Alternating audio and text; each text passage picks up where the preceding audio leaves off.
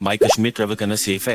यार कौन सा होटल बेस्ट है प्लीज बता दो। भाई गुलमर्ग तक की टैक्सी कितने की पड़ेगी? भाई भाई कश्मीर कश्मीर ट्रेवल करना सेफ है? भाई कश्मीर ट्रेवल जा सकते हैं। सबसे पहले तो आप सबका थैंक यू मेरे छोटे से चैनल पे बड़ा सा रिस्पांस देने के लिए, स्पेसिफिकली कश्मीर सीरीज के लिए। और कश्मीर सीरीज की एनालिटिक्स को देखते हुए मुझे पता चला कि कश्मीर को लेकर लोगों के अभी भी कई डाउट्स हैं, जिसके बाद मेरे ही फॉलोवर ने मुझे सजेशन दिया कि एक Q&A वीडियो जरूर बनाना चाहिए। तो इस वीडियो में मैं उठाने वाला हूँ सारी क्वेरीज जो कमेंट सेक्शन में आपके द्वारा पूछी गई है। अगर आप कश्मीर जा रहे हो या कश्मीर के बारे में जस्ट रिसर्च कर रहे हो तो पहले जाके कश्मीर की पूरी प्लेलिस्ट अच्छे से देखिए, जहाँ पे मैंने कश्मीर का टिप टू टू सब कुछ एक्सप्लेन किया हुआ है। तो बिना टाइम वेस्ट किए चलो शुरू करते हैं। तो देखो, सबसे ज्यादा जो क्वेश्चन मुझसे पूछे गए हैं ना वो रिलेटेड थे टैक्सी से। एंड आई नो कश्मीर में टैक्सी को लेकर थोड़ा ऊपर नीचे हिसाब रहता है, वहाँ पे टैक्सी के बड़े ही स्ट्रॉन्ग यूनियन है, इसी वजह से डाउट्स आना लाजमी है। तो सबसे पहले ट्रैवल विद PK.O हमसे पूछते हैं, आपने जो टैक्सी लिया श्रीनगर से वो तो सोनमर्ग तक छोड़ दिया, आप बोले गगनगीर तक जाता है सिर्फ। फिर पॉलीमैथ पूछते हैं कि प्राइवेट कैब भी तंगमर्ग तक ही जाती है या प्रॉपर सोनमर्ग तक। अभी इन्होंने यहाँ पे थोड़ा मिक्सअप कर दिया तंगमर्ग और सोनमर्ग को, क्योंकि सोनमर्ग जाने के लिए गगनगीर आता है पहले और तंगमर्ग जो है वो गुलमर्ग वाले रूट पे होता है। इसके बाद नीलोफर खान जी पूछती है कि you said share taxi takes 500 to 700 rupees, so is that one way per person और रिटर्न पर पर्सन। अब देखो, श्रीनगर से सोनमर्ग का डिस्टेंस लगभग 80 किलोमीटर का है और सोनमर्ग से 10-11 किलोमीटर पहले ही पड़ता है आपका गगनगीर। तो मान लीजिए आप अपनी कैब बुक करके जा रहे हैं, तो अगर नॉर्मल रूट से यानी कि कोई भी स्नोफॉल नहीं हुआ है और सारे रोड्स क्लियर हैं तो वो आपको सीधा बेस कैंप पे छोड़ देगा सोनमर्ग के। लेकिन मान लीजिए हैवी स्नोफॉल हो गई है और गगनगीर से आगे का रास्ता क्लियर नहीं है, तो आपको वहाँ की लोकल अथॉरिटी या फिर लोकल टैक्सी करा के आगे जाना पड़ेगा। So basically it's all depend on the weather. तो स्नोफॉल है तो आपको ऊपर जाने दिया जाएगा और नहीं है तो आपको वहाँ से एक अलग से टैक्सी करा के जाना पड़ेगा।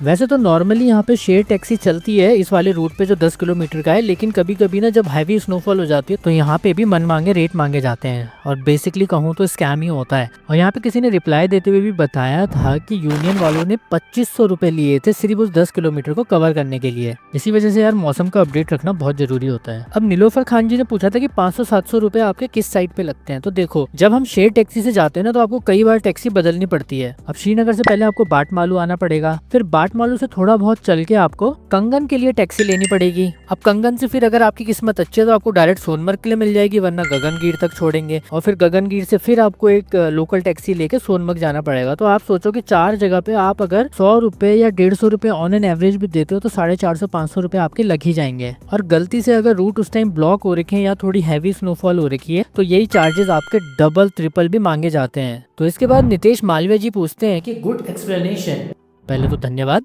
उसके बाद वो बोलते हैं कि श्रीनगर से गुलमर्ग शेयर टैक्सी अवेलेबल रहती है एनी टाइम। तो देखो, अवेलेबल रहती तो है लेकिन अगेन सीजन पे डिपेंड करता है, क्योंकि अगर हाई टूरिस्ट सीजन है तो काफी मन मांगे रेट्स यहाँ पे मांगे जाते हैं। इसके बाद ये कहते हैं कि बिकॉज सब कहते हैं कि प्राइवेट ही करना रहता है वहाँ, सो प्लीज टेल मी।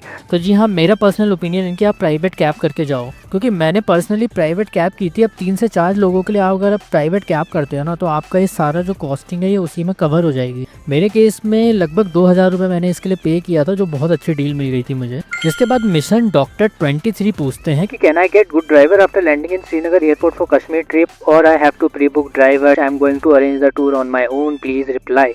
तो देखो डॉक्टर साहब, क्या होता है कि ना जो ड्राइवर्स हैं श्रीनगर एयरपोर्ट पे, वहाँ पे टैक्सी का अगेन यूनियन है, वहाँ पे रेट लिस्ट भी आप उसके अकॉर्डिंग बुक कर सकते हो, या फिर आपके पास पहले से किसी का नंबर है तो आप कॉल कीजिए, थोड़ा सा एयरपोर्ट से बाहर आइए और उनके साथ बैठ के श्रीनगर पहुँच जाइए और आप अपना टूर अपने आप प्लान कर सकते हो। मैंने भी अपना टूर अपने आप ही प्लान किया था। इसके बाद शोएब तेज पूछते हैं कि आपने जो टैक्सी ड्राइवर बताया खुर्शीद भाई, उनसे बात करना सेफ रहेगा गाइडेंस के लिए। अब देखो, इसका आंसर ना थोड़ा यार पर्सनल भी हो सकता है, क्योंकि देखो आप कैसे ट्रस्ट करोगे तो ये इसका मैं डायरेक्टली आंसर तो नहीं दे सकता, लेकिन मैं अपनी फैमिली के साथ उनके साथ ट्रैवल किया हूँ और मैंने आपको बताया था कि सबसे पहले दिन मैं गुलमर्ग गया था, वहाँ का एक्सपीरियंस मेरा बिल्कुल भी अच्छा नहीं था किसी और ड्राइवर के साथ। चलो छोड़ो, उनकी बात पे क्यों टाइम वेस्ट करना। मैं आपको बताता हूँ कि खुर्शीद भाई जो थे उन्होंने मुझे काफ़ी अच्छा गाइड किया।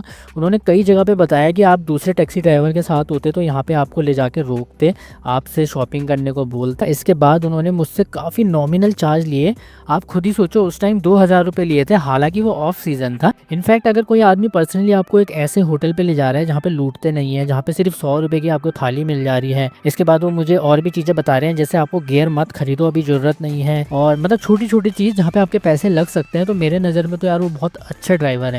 दूसरी बात ना, वो पर्सनल गाड़ी चलाते हैं, वो किसी यूनियन के अंदर नहीं थे। तो अगर आपको खुर्शीद भाई का नंबर चाहिए तो सिंपली इस QR कोड को स्कैन करो, जहाँ से आप पहुंच जाओगे इंस्टाग्राम के वीडियो पर। इस वीडियो में सिंपली कमेंट कर दो कश्मीर और आपको इनबॉक्स में मिलेगी एक कश्मीर की अल्टीमेट PDF, जिसमें बहुत सारी वैल्यूएबल इनसाइट, स्कैम्स और खुर्शीद भाई का नंबर भी शामिल है। अच्छा, इसके बाद रेंटल व्हीकल को लेके भी कई सारे डाउट्स है, जैसे कि ऋषि मिश्रा पूछते हैं सारी जगह रेंटल स्कूटी या बाइक से ट्रैवल कर सकते हैं, प्लीज सजेस्ट। उसके बाद शीतल सालुंकी पूछती है कि अप्रैल में बाइक पे कहाँ जा सकते हैं on rent. ABC valley, Baisaran valley को बाइक पर घूमना अलाउड करते हैं क्या पहलगाम में, श्रीनगर से गए तो। और लास्टली अखिल मोहनन पूछते हैं, is it viable option to rent a car and drive it by ourselves, do we still have to face this union then if we are driving by ourselves. तो देखो, सारे रेंटल क्वेश्चन का एक ही answer है कि yes they allow bike and car. Srinagar से सोनमर्ग, गुलमर्ग या फिर पहलगाम जाना हो, हर जगह पे बाइक रेंटल अलाउड है। लेकिन कुछ कुछ पॉइंट ऐसे हैं जहाँ पे रेस्ट्रिक्शन भी है, जैसे कि 0 पॉइंट या फिर कुछ ग्लेशियर जोन्स। ऐसी जगह पे मिलिट्री भी प्रेजेंस होती है और वेदर से भी काफी खतरा रहता है। स्पेशली अगर आप सोनमर्ग जा रहे हो और वहाँ से 0 पॉइंट जाने का फैसला कर रहे हो,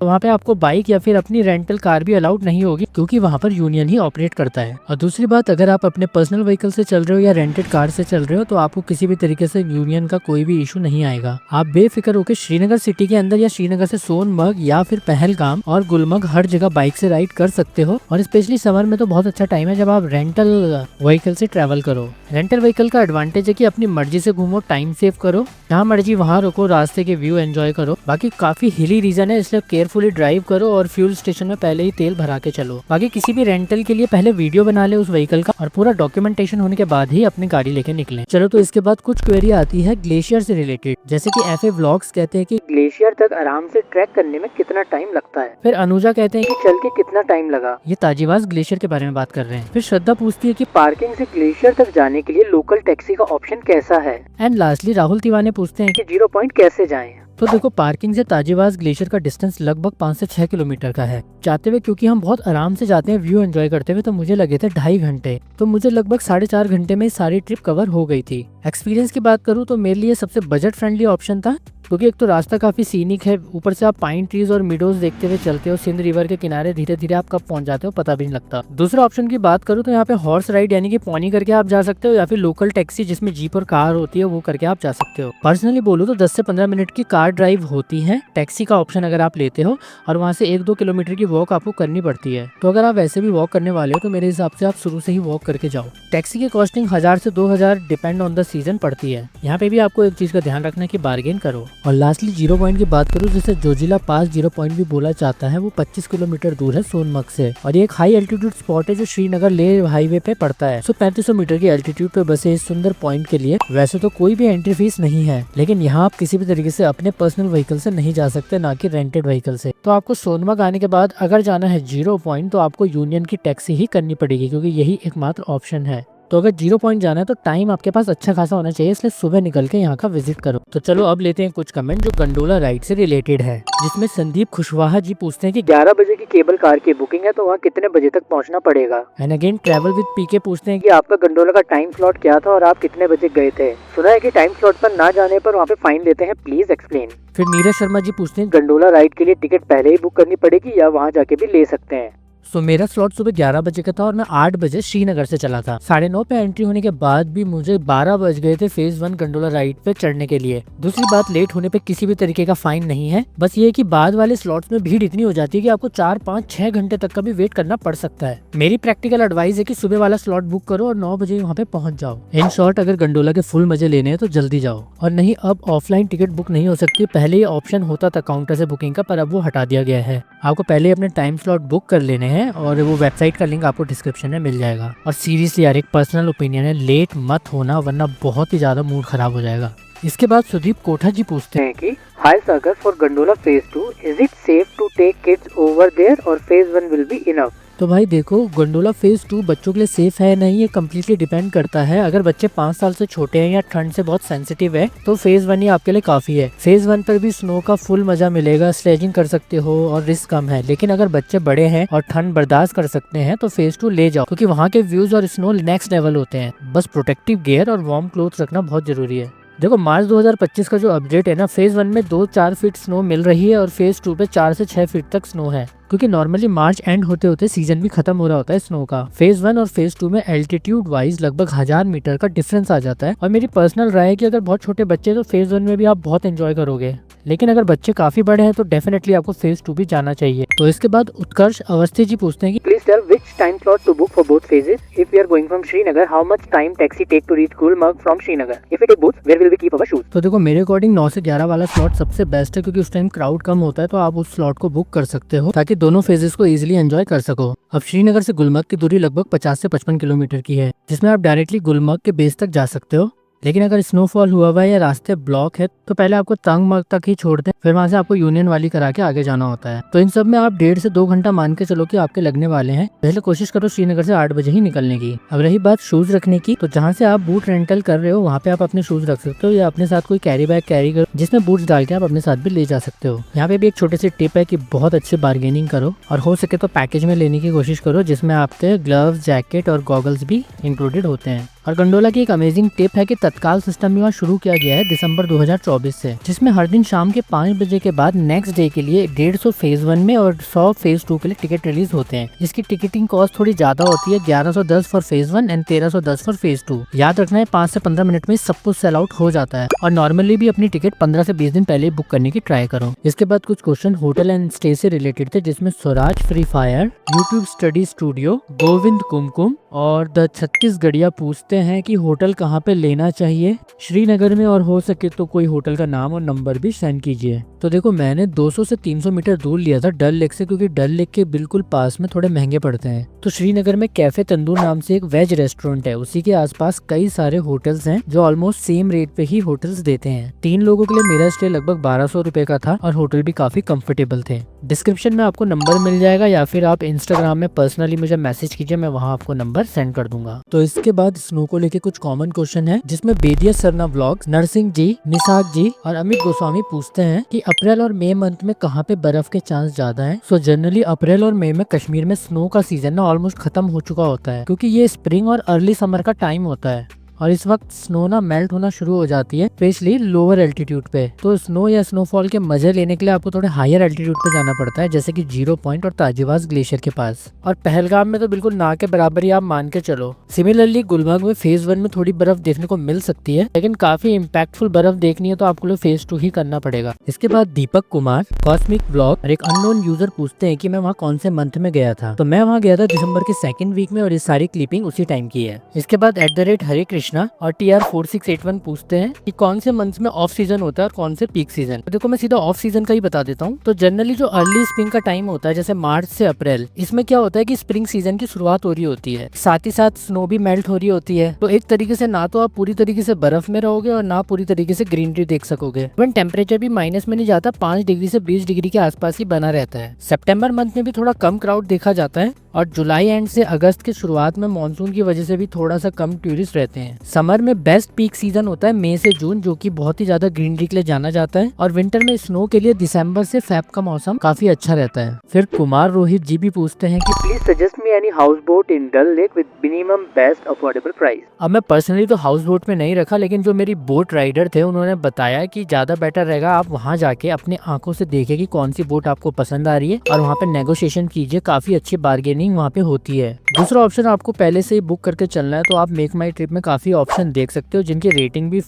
5 में से 4 रहती है, और काफी अच्छे यहाँ पे ऑप्शन मिल जाते हैं। 2-2.5 हजार से प्राइसिंग स्टार्ट हो जाती है, और लिमिट तो है नहीं, बहुत महंगी महंगी हाउस बोट भी वहाँ रहती है। इसके बाद डल लेक से रिलेटेड एक क्वेश्चन है, नरेंद्र सिंह बंजारे जी का, ये पूछते हैं भाई टोटल कितनी जगह है शिकारा से घूमने वाले, और टोटल ड्यूरेशन कितना लगता है घूमने का? तो देखो वो आपको कई सारे पॉइंट बता सकते हैं, लेकिन मेनली मैं आपको बताता हूँ 5 से 6 पॉइंट होते हैं जिन्हें आपको कवर करना होता है, जैसे कि फ्लोटिंग मार्केट हो गया, फ्लोटिंग गार्डन्स हो गए, मीना बाजार, 4 चिनार, नेहरू पार्क और हजरत बल साइन व्यू। तो एटलीस्ट ये 6 जगह या 5 जगह को आप अपने पैकेज में इंक्लूड कीजिए। अब टाइमिंग डिपेंड होती है आप कितनी देर के लिए घूमते हैं, या आपका बोट वाला कैसे कैसे आपको लेके जाता है। नॉर्मली 1.5 से 3 घंटे की राइड होती है, मेरे केस में भी 2.5 से 3 घंटे लग गए थे। अब देखो पर हेड ना 600 से 800 रुपए सीजन के टाइम पे लेते हैं, जिसको और ज्यादा बोला जाता है, पर इतना आप करवा सकते हो। मेरे केस में मैंने 400 रुपए पर हेड दिए थे, और 3 जनों के लिए 1200 रुपए मेरी प्राइसिंग आई थी, 300 रुपए मैंने टिप दे दी थी। अब आप पूछ रहे हो कि अगर पूरी बोट बोट को बुक करना हो तो ये ज्यादा बेटर है अगर आप ज्यादा प्राइवेसी या रोमांटिक वाइब चाहते हो अपनी राइड्स के साथ। तो ऐसे में आप 2-3 हजार रुपए में पूरी स्पॉट्स के लिए ये बुक कर सकते हो। एक फाइनल टिप वही है कि आप बार्गेन अच्छे से कीजिए। इसके बाद नितेश कुमार बोलते हैं, फोटो वाला तो मेरे साथ भी हुआ है भाई। यहाँ पे रेफरेंस दे रहे हैं टिकारा राइड करते हुए जो फोटोग्राफर आते हैं और वो ज्यादा चार्जेस ले लेते हैं। तो सिंपली अगर आपको नहीं खिंचानी है तो आप मना कीजिए, और अगर लेनी है तो आप 500, 600, 1000 रुपए तक फोटोज ले सकते हैं। मैंने भी लगभग 1000-1100 की फोटोज वहाँ पे खिंचवाई थी फैमिली के साथ। फिर इसके बाद निरंजन लोहे बोलते हैं कि can you give any guide contact number at Sonmarg. तो निरंजन भाई, मैंने वहाँ पे किसी भी तरीका का गाइड नहीं लिया था, फिर भी आपको इसके रिगार्डिंग हेल्प चाहिए ना, तो मैंने सोनमर्ग वाले वीडियो में लास्ट में आपको बताया हुआ है एक रेस्टोरेंट ओनर जो वहाँ पे कार्ट चलाते हैं, वो वहाँ के लोकल है और बहुत लोगों को जानते हैं। तो जब आप वहाँ पहुँचते हो तो आप उनसे कांटेक्ट कर सकते हो। रेफरेंस के लिए आप मेरा वीडियो दिखा सकते हैं, क्योंकि उस दिन मेरी उनसे बात हुई थी और उन्होंने कहा था डेफिनेटली अगर आपके थ्रू कोई आता है तो हम उनकी मदद करेंगे। इसके बाद संदीप खुशवाहा जी पूछते हैं कि ड्रोन उड़ा सकते हैं कि नहीं। तो ड्रोन और उससे जुड़े रूल को लेके मैं कोई एक्सपर्ट तो नहीं, फिर भी मैंने थोड़ा बहुत रिसर्च किया, ऑफिशियल साइट पे जाके एक्सप्लोर किया, तो जवाब में मुझे पता चला कि जी हाँ, कश्मीर में ड्रोन उड़ाना संभव है, लेकिन इसके लिए काफ़ी स्ट्रिक्ट नियम है। कुछ इंपॉर्टेंट DGCA की गाइडलाइंस है जिसे फॉलो करना जरूरी है। DGCA की परमिशन के भी कुछ इंपॉर्टेंट रूल्स है जिसमें registration, no permission, no take off और रिमोट पायलट सर्टिफिकेट जैसे इंपॉर्टेंट नियम लागू होते हैं। यहाँ तक कि परमिशन के लिए आपको DM या फिर लोकल पुलिस स्टेशन और ATC के पास भी जाना पड़ सकता है। बहुत सारे जोन ऐसे हैं कश्मीर में जो नो फ्लाई जोन में आते हैं, और कश्मीर के सेंसिटिव नेचर की वजह से सिक्योरिटी क्लियरेंस मिलना भी मुश्किल होता है। अब इस सेगमेंट के अंदर सब कुछ एक्सप्लेन करना थोड़ा मुश्किल है, इसी वजह से जितनी इन्फॉर्मेशन मैं जुटा पाया मैंने सबको कलेक्ट करके एक PDF बना दिया, उसे जाके आप डाउनलोड करें और वहाँ पे विस्तार में इनके बारे में पढ़ सकते हो।